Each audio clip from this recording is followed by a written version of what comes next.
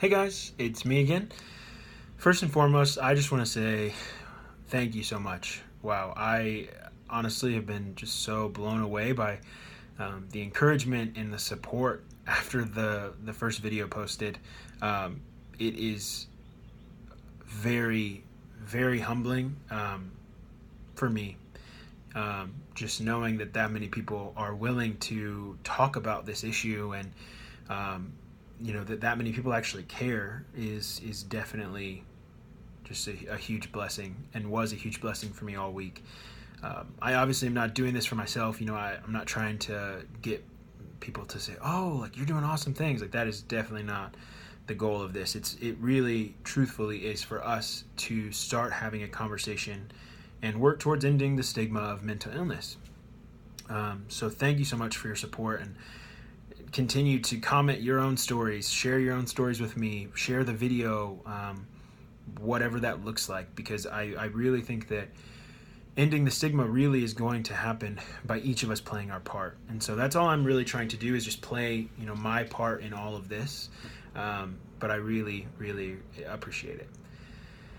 So as I was thinking about what I wanted to share next in this second video, was just kind of working through some things and trying to think like what I felt like could be helpful. And I came up with two different things. The first one being some common misconceptions about mental illness. And then the second one being ways, like I guess helpful tips or tricks, things to be cognizant of in relating to people with mental illness. So I'm going to start off with just some misconceptions. Now, these are things that I've personally heard, or somebody else with mental illness has said to me, like, yeah, I've heard this in the past, or just these general misconceptions I think our culture has. The first one being that mental illness is a choice. Hear me when I say this. I truthfully and honestly don't believe that anyone with a mental illness would say, like, yeah, I chose this life. Or, yeah, you know what, I would choose it all again if I could. If I had a say in the matter, I would choose to have X, Y, and Z. Now, don't get me wrong. I am proud of my story. It has formed me into the person that I am, and for that I am very, very grateful. But I wouldn't say that if I had the choice of maybe doing it a different way, I wouldn't say like, oh, I would just completely shut that down. Like, having depression has been awesome. That it's just not true. And I talked about it in my other video that there are a lot of factors that go into mental illness. Not only, the environment that we live in and the circumstances that we experience, but also genetic things, chemical things that are going on in our brain. So hear me when I say this, it just really isn't true. It's not a choice. We don't choose to have depression, anxiety, bipolar disorder, XYZ, whatever that is. The other thing is that people with mental illness can't live a normal life. I shared again in my first video that we have, I saw patients that come from all different walks of life. Now, I don't know that the people around me would classify me as normal, but, it doesn't affect just certain people, people from all different backgrounds. And it's possible to live a completely normal, happy life with mental illness, just like it's possible to live a completely normal, healthy life with whatever other illness or whatever other baggage that you might be carrying. The other thing, and this is a big one, is that you just need more blank. Some people say, oh, you know what? You just need to get out into the sun. You just need more vitamin D and it'll all go away. Or you just need more sleep. You must just be really tired and that's why you're struggling with this. Or even, and this honestly is true, I've heard this, you just need to pray more about it. Now, those things are true. I definitely need to get out into the sunshine more. I definitely need to sleep more. I definitely need to pray more. But I wouldn't say that somebody with mental illness needs those things any more than anyone else.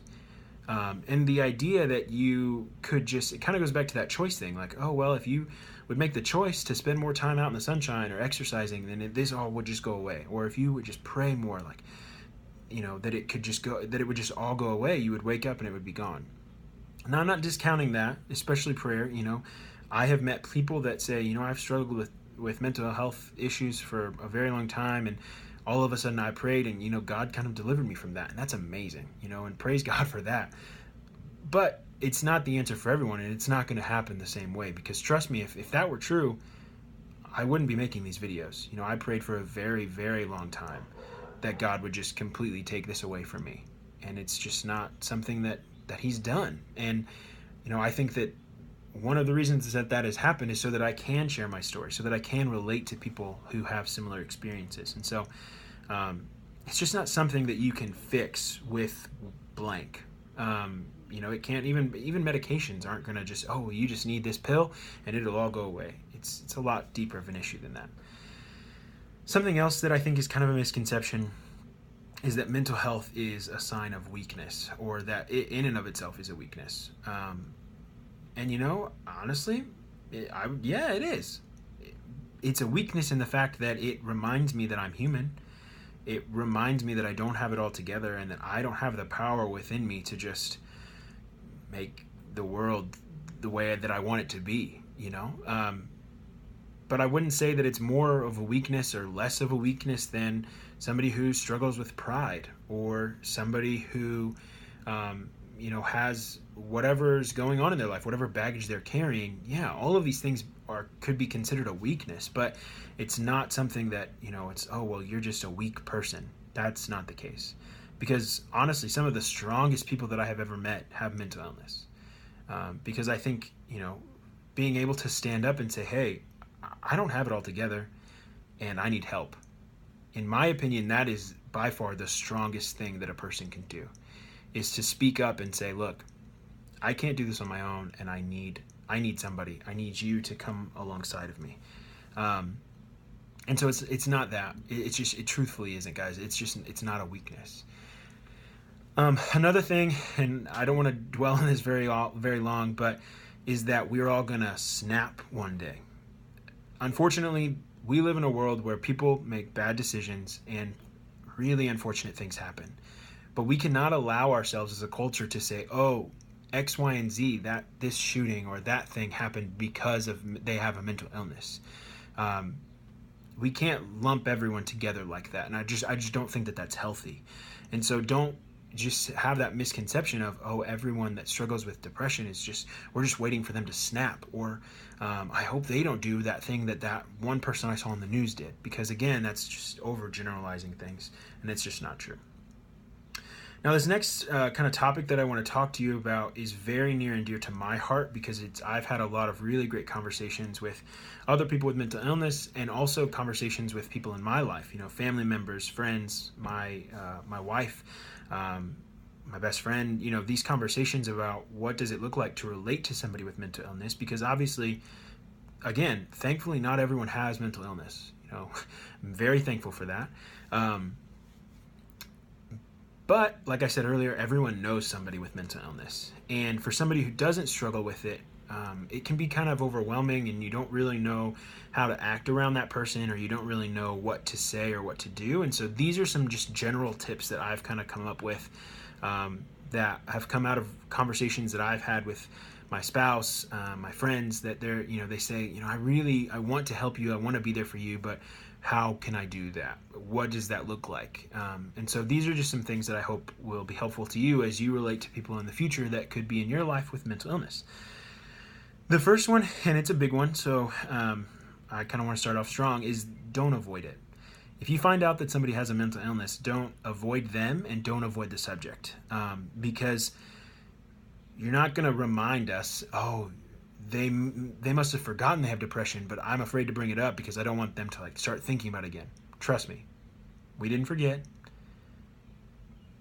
So don't avoid it, Be willing to talk about it. Be willing to have those conversations, because that is going to mean a lot to the person with mental illness, that you went out of your way to have a conversation that we know full well probably makes you feel uncomfortable.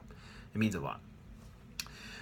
Something that goes along with that, and this is really important too, is don't be afraid to ask questions.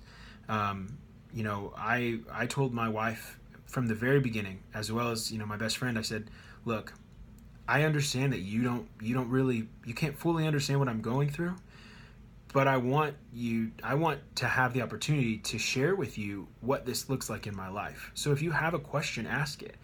One of the most life-changing questions that I've ever been asked. And my wife is amazing at asking this, and my friends are really awesome too. They'll say, Josh, I can tell that something's going on. What do you need from me? Or how can I help you in this moment? And sometimes, guys, honestly, in complete vulnerability, it's me saying, my best friend, he asked me that recently. He said, what do you need from me?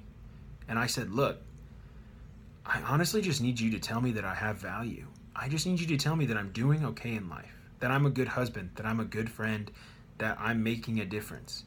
And again, that wasn't to boost my ego. It was just that sometimes I get into a place where I don't believe that. I can't see that truth, and I just needed to be reminded. So don't be afraid to ask questions. Don't be afraid to say, hey, how can I help you in this? Or what do you need from me? And don't, another question is, what does this look like for you? When you are struggling with XYZ, how does that make you feel? Or what are some things that kind of trigger that? Because again, by asking that question, it shows that you really care, and that means a lot to us. Don't get weird. Don't feel like you have to walk on eggshells. Don't feel like, if we're in a group and the topic of depression comes up, we have to shut it down completely because we don't want so-and-so to be offended. Again, trust me, we didn't forget that we have it. We know that we have it. We know that it's a part of who we are. And by doing that, again, by walking on those eggshells or feeling like, I shouldn't bring this up, you're just kind of making us feel more isolated. So don't be afraid to bring it up, and don't get weird. Which I think is just a good life thing. Don't get weird. I think everyone should probably just not get weird in certain situations. And this is the last thing that I want to share with you, and honestly I think is the most important thing. In these conversations that you're having and when you're talking with people with mental illness, the biggest thing that you need to do and that you need to know is to be genuine. Because we've struggled with these things for a long time, and we've gotten really good at building walls and recognizing when people really care and when they don't. So be genuine, be authentic, be real with us. Don't just put on a face and try to make everything better. Be okay with sitting with us when we're struggling, when we're crying, when we don't have the answers to the questions, but just be genuine in that you truly care, because it is harder for a person. This is kind of deep, so stick with me. I'll use myself as an example.